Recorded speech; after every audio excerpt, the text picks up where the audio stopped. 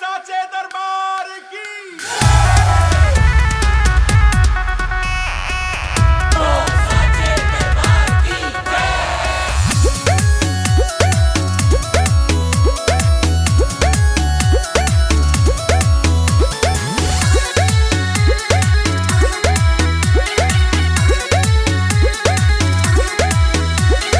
तो हेलो दोस्तों, स्वागत करते हैं आपका चैनल टारगेट भोजपुरी में। जी हाँ दोस्तों, खेसारी लाल यादव और प्रियस वानी का एक और ब्लास्ट लेवल का देवी गीत आने जा रहा है। जी हाँ दोस्तों, नवरात्रि स्पेशल गाना खेसारी लाल यादव जी और प्रियस वानी का आने जा रहा है, जिस गाने का टाइटल है महिमा महान बाटे। जी हाँ दोस्तों, बहुत ही बेहतरीन सॉन्ग होने वाला है। सिंगर हमारे रहेंगे खेसारी लाल यादव और शिल्पी राज इस गाने को मिलकर गाए हैं। जी हाँ दोस्तों, बहुत ही जल्द आप लोगों को वीडियो सॉन्ग देखने को मिलने वाला है। फीट में आप लोगों को प्रियस वानी देखने को नजर आने वाली है। दुर्गा पूजा स्पेशल आप लोगों को बहुत ही जल्द गाना देखने को मिलने वाला है। खेसारी लाल यादव जी का फीट में आप लोगों को प्रियस वानी देखने को नजर आने वाली है। प्रियस वानी के साथ bank two bank Khesari Lal Yadav ji गाना शूटिंग कर रहे हैं। बहुत ही जल्द आप लोगों को प्रियस वानी का एक भोजपुरी सॉन्ग देखने को मिलने वाला है खेसारी लाल यादव जी के साथ में, और उसके बाद भक्ति सॉन्ग का लहर आप लोगों को बहुत ही जल्द झूमने को मिलेगा। खेसारी लाल यादव और प्रियस वानी का धमाकेदार देवी गीत तो आप लोग मिस नहीं कीजिएगा। महिमा महान बाटे बहुत ही बेहतरीन देवी गीत आने वाला है, तो आप लोग इस गाने को मिस नहीं करना चाहते तो हमारे चैनल टारगेट भोजपुरी को सब्सक्राइब करके बेल आइकन दबा दीजिए।